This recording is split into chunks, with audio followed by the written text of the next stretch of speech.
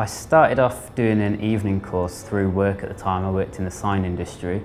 They decided to send us on courses. I chose an evening course in graphic design because I was already interested in it. From that I got to build up a good portfolio, get to know the teachers here that do the full-time course.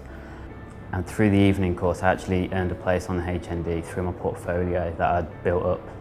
My favourite things about the course and the college would be the studio setup that they've got is brilliant. I've not seen a sort of studio setup like it. It's one of the best I've seen in an educational establishment still. And the position of the college as well, it's Birmingham City Centre. The actual design studio is in Millennium Point.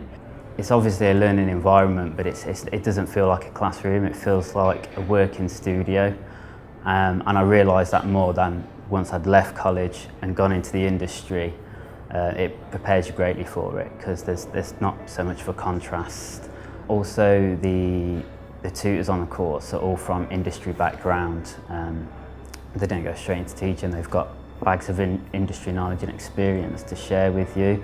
They bring in live briefs, so you're not just working on sort of make-believe projects. It's real work that you're creating, and in the end you end up with a real portfolio pieces, which is real life work for a real client. I ended up being offered a full-time position at one of the clients that I did freelance work for, which I decided to take up. Without the grounding in sort of the skills that I have from the college itself, I don't think I'd have been capable of that. I've since returned to BMet and I volunteer on the evening course. It's the course that I started my design sort of path on.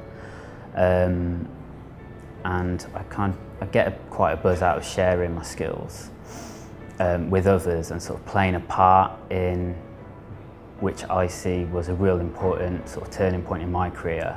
For me to get to an opportunity to play a part in that for others is a really big buzz. So teaching is another area that I'd like to go into within design.